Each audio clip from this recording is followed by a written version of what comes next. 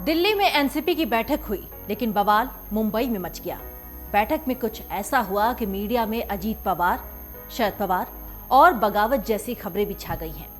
Party से अजीत पवार के बगावत की अटकलें भी लगने लगी हैं। आखिर वो क्यों?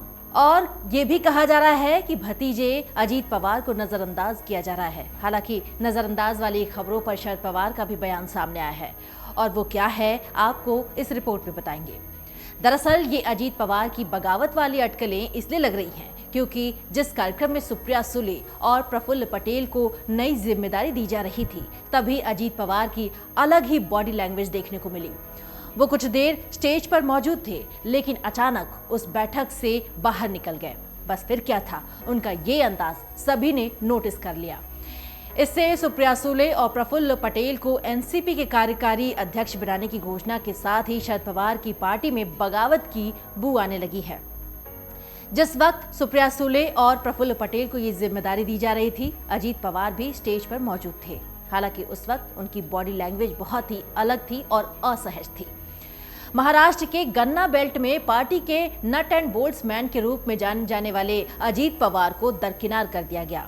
सहज न होने के कारण वो बैठक से जल्द ही बाहर निकल गए। उन्होंने पार्टी के नए नवेले कार्यकारी अध्यक्ष प्रफुल्ल पटेल को बधाई तक नहीं दी। हालांकि एनसीपी ने किसी भी बगावत से साफ इनकार कर दिया है। एनसीपी का कहना है कि अजीत पवार के पास पहले से ही महाराष्ट्र विधानसभा में विपक्ष के नेता के रूप में जिम्मेदारियां हैं। जयंत पाटिल पर भी पार्टी की जिम्मेदारी थी। प्रफुल्ल पटेल और सुप्रिया सुले की पार्टी में कोई भूमिका नहीं थी, इसलिए अब उन्हें ये जिम्मेदारी दी गई है। इस बात में 1% भी सच्चाई नहीं है कि अजीत पवार नाराज हैं। प्रफुल्ल पटेल को बधाई में शब्द कहे बिना ही अजीत पवार कार्यक्रम से बाहर निकलते हुए भी दिखाई पड़े। आपको बता दें कि अजीत पवार ने नवंबर 2019 में उस समय सनसनी पैदा कर दी थी, जब उन्होंने देवेंद्र फडणवीस के नेतृत्व में डिप्टी सीएम के रूप में शपथ लेने के लिए बीजेपी के साथ हाथ मिला लिया था। विद्रोह समाप्त हो गया और वो एनसीपी में वापस आ गए। हालांकि उनकी बेचैनी के बारे में अटकलें भी जारी रहीं। एनसीपी में कई विधायक ऐसे भी हैं जो अजीत पवार में आस्था रखते हैं। इन विधायकों ने अजीत पवार के समर्थन में एनसीपी प्रमुख के समक्ष बंद कमरे में शक्ति प्रदर्शन भी किया। इसके बाद शरद पवार ने नाटकीय रूप से अपनी रिटायरमेंट की घोषणा भी की थी। कई लोगों ने इस कदम को एक पैंतरेबाजी के रूप में भी देखा। एनसीपी के वरिष्ठ नेता छगन भुजबल ने कहा कि अजीत पवार विधानसभा में विपक्ष के नेता के रूप में अपनी जिम्मेदारी को निभाना जारी रखेंगे। 2024 के लोकसभा चुनावों के साथ साथ उसके बाद होने वाले विधानसभा चुनावों में महत्वपूर्ण भूमिका भी निभाएंगे। बेचैन दिखने वाले अजीत पवार ने भी सोशल मीडिया के जरिए all is well, we all are one family का संदेश देने की कोशिश की है। हालांकि कई तरह के सवाल भी इस बीच उठने लगे हैं। शरद पवार ने पीए संगमा और तारिक अनवर के साथ मिलकर उस समय एनसीपी की स्थापना की थी, जब उन्होंने सोनिया गांधी के खिलाफ उनके इतावली मूल के आधार पर विद्रोह कर दिया था। उस समय अजीत पवार ही थे जिन्होंने महाराष्ट्र में पार्टी की जिम्मेदारी भी संभाली थी।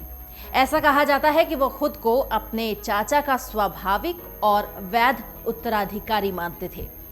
अब जब उनके दावे को खारिज कर दिया गया है, तो सभी की निगाहें उनके अगले कदम पर टिकी हैं।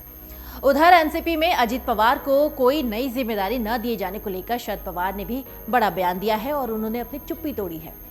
ये बयान शरद पवार द्वारा पार्टी नेतृत्व की कमान अगली पीढ़ी के नेताओं को सौंपने की बड़ी घोषणा के कुछ ही घंटों बाद आया, लेकिन उनके भतीजे अजीत पवार को इस दौरान पूरी तरीके से नजरअंदाज कर दिया गया। शरद पवार के बाद अब उनके भतीजे अजीत पवार ने भी नाखुश होने वाली खबरों को खारिज कर दिया है और उनका कहना है कि उनके पास राज्य मतलब कि महाराष्ट्र की जिम्मेदारियां हैं, क्योंकि वो यहाँ विपक्ष के नेता हैं। उन्होंने ये भी कहा है कि वो राज्य की राजनीति में एक्टिव हैं और इससे पहले दिल्ली में एक कार्यक्रम के बाद शरद पवार ने भी ऐसी अटकलों को खारिज कर दिया है कि सूले की नियुक्ति से उनके भतीजे अजीत पवार नाखुश हैं।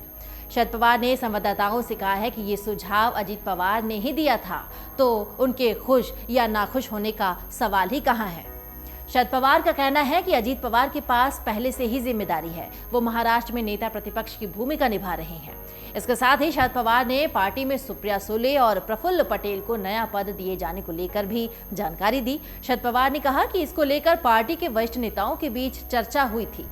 और गौरतलब है कि शरद पवार की बेटी सुप्रिया सुले और राज्यसभा सांसद प्रफुल्ल पटेल को पार्टी की कार्यकारी अध्यक्ष बनाया गया है और अभी तक पार्टी में ये पद नहीं था। आपको बता दें कि लोकसभा सांसद सुप्रिया सुले महाराष्ट्र, हरियाणा, पंजाब और महिलाओं, युवाओं और छात्रों और लोकसभा से संबंधित मुद्दों को देखने वाली हैं। वहीं राज्यसभा सांसद प्रफुल्ल पटेल मध्य प्रदेश, गुजरात, राजस्थान, झारखंड, गोवा और राज्यसभा से जुड़े हुए मसले देखेंगे।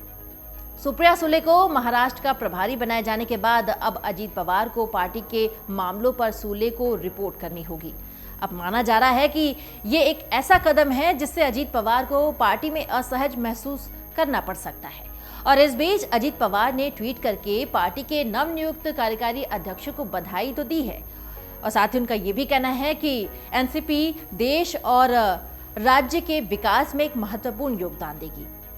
अब ऐसे में असहज दिखाई पड़े अजीत पवार कार्यक्रम के दौरान पहले अपना सिर झुकाते हुए बोतल से पानी पीते हुए दिखते हैं, फिर ताली बजा रहे थे। हालांकि बाद में ट्विटर पर उन्होंने सुप्रिया सुले और प्रफुल्ल पटेल समेत उन सभी को बधाई दी जिन्हें नई जिम्मेदारी दी गई है। आपको बता दें कि कुछ समय पहले शरद पवार के एनसीपी के राष्ट्रीय अध्यक्ष पद से इस्तीफा देने के बाद पार्टी में भूचाल आ गया था। फिर बाद में उन्होंने अपना ये फैसला भी वापस ले लिया था। अमर उजाला अब आपके टीवी पर भी। अपने स्मार्ट टीवी पर YouTube पर सर्च करें अमर उजाला, चैनल सब्सक्राइब करें और देखें ताजा खबरें, वो भी HD क्वालिटी में। और हाँ, बेल आइकन दबाना ना भूलें ताकि हर खबर हो आपके घर।